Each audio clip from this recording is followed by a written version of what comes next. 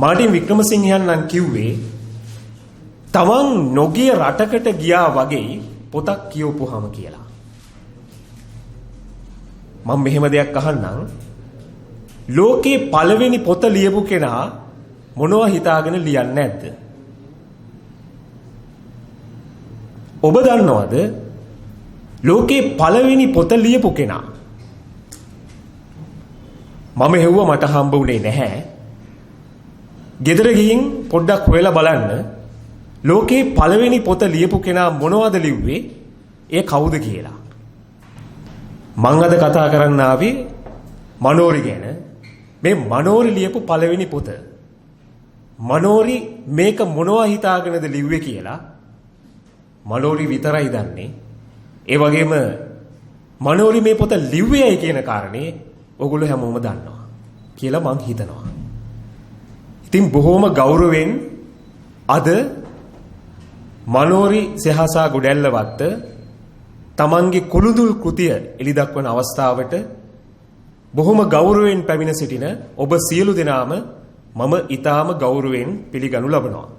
ඉතින් මේ කාර්යය පිළිබඳව සඳහන් කරනවා නම් පුංචි හැඳින්වීමක් විදිහට මම මෙහෙම කියන්නම්. මේ පොත මේ විදිහට පිටු අතරට ලියවෙන්න ලොකු කාලයක් මනෝරිට ගත වුණා. ඒකට හේතුව තමයි මනෝරි තමන්ගේ හිතේ තියෙන ඔක්කොම මේ පොතට ලියන්න හැදුවා. එහෙම නේද මනෝරි? එතකොට මේ පොතේ තියෙන පිටු ගානට වැඩිය තව ගොඩාක් වැඩි වුණා. දැන් ඕක කපලා කොටලා තමයි ওই ගානට අරන් තියෙන්නේ. ඉතින් එහෙම කපලා කොටලා ගත්ත මේ පිටු 300ක 400 පොත ඇතුලේ මොනවද තියෙන්නේ කියන එක කියවන්න අද ඉඳන් ඔබට අවස්ථාව ලැබෙනවා. එතකොට ඔබ සියලු දෙනාම මෙතනට ඇවිල්ලා ඉන්නේ මනෝරිට තියෙන ආදරයට. මම මනෝරිව දන්නේ එක වසරේ ඉඳන් මනෝරිට සාමාන්‍යයෙන් ගොඩක් වැඩකාරයෝ හිටියා. ඒ කියන්නේ මට මනෝරි ගැන මට තියෙන මතකය ඈතට ගෙනියනවා නම් මට හොඳට මතකයි එක වසර දෙක වසර තුන වසර හතර වසර පහ වසර වෙනකන් මනෝරිත් එක්ක ගත කරපු කාලය. මනෝරිගේ අම්මයි තාත්තයි මෙතන ඉන්නවා. මට ඒ අම්මයි තාත්තයි එදා වගේම අදත් මතකයි. මොකද මේ අම්මයි තාත්තයි නංගි හිටියා. ඉස්කෝලේට එක්කගෙන එනකොට බොහෝ වෙලාවට අම්මාරි තාත්තා හරි එක්ක ඉන්නේ. ඒ වගේම ප්‍රීතිකා ටීචර් හිටියා. ප්‍රීතිකා ටීචර් අපේ මනෝරිගේ නෑදෑයෙක් වෙනවා. ඉතින් ගොඩක් වෙලාවට මනෝරි ඉස්කෝලේට ආවහම ගේට්ටුව ළඟට සාමාන්‍යයෙන් 5-6 දෙනෙක් මනෝරි ළඟට දුවනවා. දුවගෙන ගිහිල්ලා බෑග් එක ගන්න කෙනෙක් ඉන්නවා. වතුර බෝතලයක් අතින් අරගෙන ආවොත් ඒක ගන්නත් කෙනෙක් ඉන්නවා. වඩාගෙන යන්න පුළුවන් නම් වඩාගෙන යන්නත් පුළුවන් තත්ත්වයක යාළුවෝ හිටියා. මොකද මනෝරිට ගොඩක් ආදරය කරන යාළුවෝ ටිකක් අපිත් එක්ක හිටියා. මනෝරි තමයි අපිත් එක්ක වැඩිපුරම සෙල්ලම් කරපු කෙනා. සෙල්ලම් කරනවට වැඩිය මනෝරි කරේ උපදෙස් දෙන එක. ඒ කියන්නේ සෙල්ලමක් අලුතෙන් හදනවා යා. කියන්නේ අපි සෙල්ලමක් කරන්න ගියාම එයා සෙල්ලම එයාට ඕන විදිහට හදනවා. ඒක තමයි එයාගේ හැටි. හදිස්සිය හරි දැන් අපි සෙල්ලම් කරනකොට මනෝරි මම කවදාවත් වැටෙනවා දැකලා නැහැ. ඒකට හේතුව තමයි අර වැටෙන්න යන්න කලින් මනෝරිව අල්ලගන්න කට්ටිය ඉන්නවා. එහෙම යාළුවෝ කැලෑසියක් එක්ක හැදුණු මනෝරි 5 වසරෙන් පස්සේ මට ගොඩක් දුරස් වුණා. මොකද අපි වෙන පාසලකට යනවා මනෝරි වෙන පාසලක ඉන්නේ. අපි බොහෝ දුරට හම්බුනේ නැහැ. ඒ කියන්නේ අපි කතා බහ කරෙත් බොහොම අඩුවෙන්. හැබැයි මට එක දවසක් බොහොම හදිස්සියේ මනෝරි කතා කරලා කියනවා ඔබ වැඩකද ඉන්නේ? නෑ මචං කියහන්. ඔබ මට කෝල් එකක්වත් දෙන්නේ නෑනේ. මං කෝ වෙලාවක් නෑ බං. එහෙම තමයි අපි හැමෝටම වෙලාව හම්බෙන්නේ බොහොම කලාතුරකින්. හැබැයි මනෝරි ඊගාවට කියපු වචන ටිකෙන් මම මනෝරි වෙනුවෙන් ඉදිරි කාලේ වෙන් කර ගන්නවා කියලා තීරණය කළා. ඒකට හේතුව තමයි මනෝරි කිව්වා මචං මම පොතක් ලියනවා. මං කිව්වා මොනවා ගැනද? මම පොතක් ලියනවා. මං කිව්වා හරි. මොකද්ද වෙන්න ඕනේ? මචං මට ඒ ටික ප්‍රොමෝට් කරලා දෙන්න පුළුවන්. මං කිව්වා ඕන දෙයක් කරන්න. ඔයා කියන දේ ඕන දෙයක් මං කරන්න ලෑස්තියි කියලා. ඉතින් එදා ඉඳන් මනෝරිව මට ගොඩක් මනෝරිට උදව් කරන්න ලැබුණා. ඒ කාල සීමාව තුළ මනෝරි මේ පොත ලියන්නේ ඇයි කියන කාරණය මට ටික ටික දැනගන්න ලැබුණා. ඒක පිටිපස්සේ ඉන්නවා බොහොම නිහඬ චරිතයක්. ඒ තමයි ජයමාන්න මහත්මිය. ජයමාන්න මිස් කියලා තමයි ලියලා තියෙන්නේ. මම අර මුලින්ම කිව්වේ ලෝකේ පළවෙනි පොත ලියන කෙනාට පොතක් ලියන්න හිතුනේ ඇයි කියලා. අපි හොයන්න ඕනේ කියලා. මනෝරිට පොතක් ලියන්න හිතේ තිබ්බට ලියන්න කියන ඒ වචනය කන් ළඟට දෙන්නේ ජයමාන්න මිස්. ජයමාන්න මිස් ඒ පොත ලියන්න ඇයි හේතුනේ කියන කාරණය ඉස්සරහට කියයි. හැබැයි මම මේ ටික කියනකොට මට පැවරිච්ච රාජකාරිය තමයි ඔබත් මේ වැඩසටහනත් අතර තියෙන හිඩස පුරවන එක. කියන්නේ නිවේදකයෙක්ගේ කාර්යභාරය. හැබැයි ආරම්භයේදී මට සිද්ධ වෙනවා ඔබව පිළිගැනීමේ කතාවක් සිදු කරන්න. ඉතින් මම කැමති පොදුවේ පැමිණ සිටින ඔබ සියලුම දෙනාව බොහොම ආදරයෙන් ගෞරවයෙන් මතක් කරන්න. මේ අතරතුරේදී මගේ මුල් තැන දෙනවා මේ කාරණේ පිටිපස්සේ දැවැන්ත වෘක්ෂ දෙකක් වගේ හිටිය මනෝරිගේ අම්මයි තාත්තවයි මගේ අත් දෙක වැඳලා පිළිගන්න. මොකද මේ අම්මයි තාත්තයි මං හිතන්නේ මහා කඳු දෙකක් මට නම්. මොකද මේ මනෝරියෝ බලා ගන්නවා කියන්නේ ලේසි වැඩක් නෙමෙයි. ඒක ගොඩක් අමාරු වැඩක්. මොකද මේ අම්මයි තාත්තයි දිහා මම ගොඩක් බලාගෙන ඉඳලා තියෙනවා. මහා කඳු දෙකක් අම්මේ තාත්තේ අත් දෙක වැඳලා ඔය දෙන්නා පිළිගන්නවා. ඒ වගේම මේ වැඩසටහනට ගෞරවනීය ආරාධිතයා විදිහට සපමින සිටින සීතාවක ජනාධිපති විද්‍යාලය නේද මහත්මයා? අවිස්සාවෙල්ල ජනාධිපති විද්‍යාලයේ හිටපු විදුහල්පතිතුමිය ජෙස්මින් ජයමාන්න මහත්මිය බොහෝම ගෞරවයෙන් පිළිගන්නවා. ඒ වගේම මනෝරි වෙනුවෙන් මෙතනට පැමිණ සිටින මනෝරිගේ නෑදෑ හිත මිත්‍රයින් සියලු දෙනාම මා ගෞරවයෙන් පිළිගන්නවා.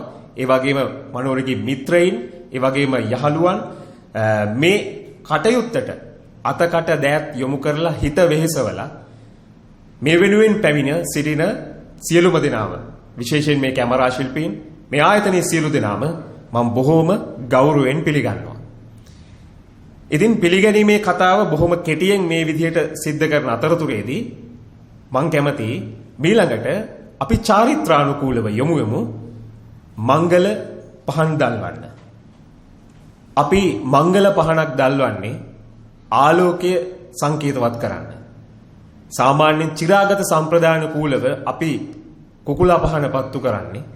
හැබැයි අද අපි සම්ප්‍රදාය පොඩ්ඩක් කලාත්මක පැත්තට යොමු කරලා පහන් ආලෝකයේ දල්වන්න සූදානම් කරලා තියෙනවා. ඉතින් ඒ කටයුත්ත සඳහා මම ඊටාම ගෞරවයෙන් ආරාධනා කරනවා ප්‍රථම කොටම මනෝරි සෙහසා ගොඩැල්ලවත්ත මගේ ආදරණීය හිතවතියගේ අම්මට සහ තාත්තට, ඒ වගේම මෙම ස්ථානයට ගෞරවයෙන් ප්‍රධාන ආරාධිත අමුත්‍ය විදිහට පැමිණි ජෙස්මින් ජයමාන්න මහත්මියට, ඒ වගේම මනෝරි සෙහසා ගොඩැල්ලවත්ත අද දවසේ අපේ ප්‍රධාන ආරාධිත අමුත්තා, අද දවසේ අපේ ග්‍රන්ථ කතුවරිය. ඊට පස්සේ මම ආරාධනා කරනවා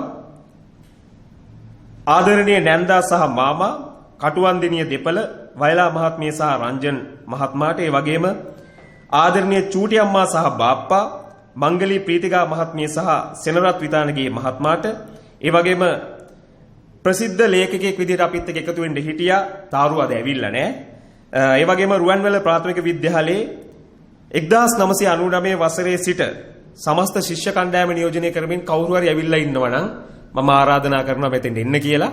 ඒ වගේම ඔබට හිතෙනවා නම් මනෝරිගේ ජීවිතේ තව ටිකක් ඉස්සරහට ලොකු ආලෝකයක් ලබා දෙන්න මම මේ පංචුක පත්තු කරන මේ පුංචි පහන හේතුවක් වෙනවා කියලා මේ පහනක් පත්තු කරන්න ඕන කෙනෙකුට ආරාධනා කර සිටිනවා. ඉතින් ඔබට මම ඊටාම ගෞරවයෙන් ආරාධනා කරනවා මේ කටයුත්ත අපි ආරම්භ කරන්න මංගල පහන් දැල්වමු. මනෝරි සෙහසා ගොඩැල්ලවත්තගේ ජීවිතයේ තවත් එක් සම්දිස්ථානයක්. අපේ ජීවිතයේ විශේෂ අවස්ථා තියෙනවා.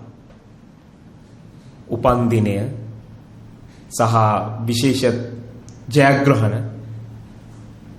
ඒ අතරින් ගත්තහම මනෝරිගේ ජීවිතේ ලොකුම ජයග්‍රහණය මේක විදිහට තමයි මම දකින්නේ.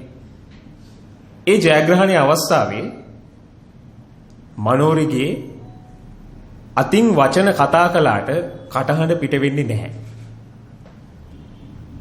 ඒකට හේතුවක් මම කෙටියෙන් සඳහන් කරන්නම්. මේක අපි හැමෝටම වෙන ප්‍රශ්නයක්. ඒ තමයි තාක්ෂණික ප්‍රශ්න. මම මීට පුංචි වෙලාවට කලින් ජයමාන්න මහත්මියත් එක්කත් කතා කළා. අපි මුද්‍රණය කරන්න ගියාම කොච්චර ප්‍රශ්න කොටකට මුහුණ දෙනවද කියලා. මම මේ මනෝරි හිතේ හිර කරගෙන ඉන්න ප්‍රශ්න ටිකක් මේ පොත එළියට එන්න කලින් කියන්නේ. මෙතන මේ සකස් වෙලා තියෙන පොත් ටික S2කට දකින්නකම් මනෝරි අද උදේ වෙනකම් බයේ හිටියේ. මොකද මේ මනෝරි කියන්නේ පුංචි දේ ගැනත් ගොඩාක් හිතන කෙනෙක්. මම මනෝරිට කිව්වා ඒ කියන්නේ මේ පොත් ටික උදේට එනවා බය වෙන්න එපා කියලා. මොකද සාමාන්‍යයෙන් මුද්‍රණ කටයුතු කරන ඕන කෙනෙක් දන්නවා. කියන්නේ පොතක් print කරනවා කියන්නේ ලේසි වැඩක් නෙමෙයි. අවසාන මොහොත වෙනකන් ඒකේ වෙනස්කම් කරන්න සිද්ධ වෙනවා. හරිම දේ එළියට ගන්න එක ඊටත් වඩා අමාරුයි. ඔබ දන්නවනේ අපේ රටේ වෙලා තියෙන දේවල් ටික දැන් පොත් අච්චු ගහලා. එක වැරද්දක් වුණොත් ඒ වැරද්ද ආයේ හරවන්න බෑ. පොතක් අච්චු ගහලා එළියට ගියාට පස්සේ ඒක අපව ගන්නත් බෑ. ඉතින් එවැනි අවස්ථාවක මනෝරි බොහොම ධෛර්යයෙන් මේ කරපු කටයුත්ත මේ විදිහට එලි දක්වන්න එනකොට යම්කිසි තාක්ෂණික දෝෂ ටිකක් ආවා. ඒ ටික මැඩගෙන දැන් අපි සූදානම් වෙලා ඉන්නේ කොහොම හරි මේ පොත ඔබ අතට ගෙන එන්න. ඔබටත් මානසික පීඩනය තියනවාද? කවදා හරි හිතලා තියනවාද? මං කියනවා මට නම් මානසික පීඩනය තියෙනවා. එහෙම කියන්න හේතුව තමයි බුදුහාමුදුරුවොත් කියලා තියෙනවා සබ්බේ පුතජන උම්මත්තකා කියලා. මොකද අපි හැමෝටම පිස්සු. මේ පිස්සු දේවල් හින්දා තමයි මේ ලෝකෙ වෙනස් වුනේ. හැබැයි අපේ පිස්සුව හරි විදිහට තියෙන්නේ කොහෙටද කියලා අපිට හොයාගන්න බෑ. අපි මේ හිතන දේ වැඩි වුණත් අපිට පිස්සු, හිතන දේ අඩු වුණත් අපිට පිස්සු. එහෙම කියලා තමයි අපිට කියන්නේ. අයින්ස්ටයිනුත් පිස්සෙක්, ස්ටිව් ජොබ්ස්ුත් පිස්සෙක්, ඒ වගේම මාර්ක් සකර්බර්ග්ුත් පිස්සෙක්. මම දකින විදිහට. ලෝකේ වෙනස් කරේ පිස්සෝ. හැබැයි මේට චුට්ටක් එහාට ගියාම අපි කුංචි හිරමැදිරියකට වගේ දාලා හිර කරලා ඉන්නවා අංගුඩේ ඉන්න පිස්සෝ. එහෙම නේද ජයමාන මහත්මිය? මං කියන්නේ පොත් ලියන්නේ පිස්සෝ. මේ පිස්සුවක් හදාගන්න, මේ පිස්සුව ගැන කතා කරන්න, මේ පිස්සුව එළියට දාන එක ලේසි වැඩක් නෙමෙයි. ඒක සඳහා මඟ පෙන්වන්නේ අවශ්‍යමයි. ජෙස්මින් ජයමාන්න මහත්මිය තමයි මනෝරිට කියන්නේ මනෝරි ඔයාගේ හිතේ තියෙන පීඩනය එළියට දාන්න පොතක් ලියන්න. පිස්සෝ පීඩනය එළියට දාපුවාම තමයි එයා සාමාන්‍ය මිනිස්සෙක් බවට පත් වෙන්නේ. එහෙම නැත්නම් ඒ අයගේ ජීවිතේ සම්පූර්ණයෙන්ම විනාශ වෙලා යන්න පුළුවන්. ඉතින් මේ විදිහට ජීවිතයක් වෙනස් කරන්න මඟ පාදලා දුන්න ජෙස්මින් ජයමාන්න මහත්මියට එතුමියට මේ කාරණා පිළිබඳ දැනෙන හැඟෙන දේ කතා කරන්න මම බොහොම ගෞරවයෙන් ආරාධනා කරනවා. අත් දෙක එකතු කරලා අත්පුඩියක් එකතු කරමින් එතුමිය වේදිකාවට පිළිගන්නවා.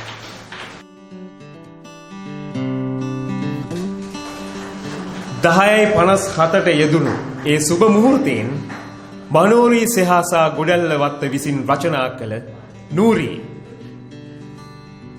ආදරවන්තයින්ගේ කතාව මේ විදිහට ඔබ අතට එළි දැක්වීම සිදු වෙනවා.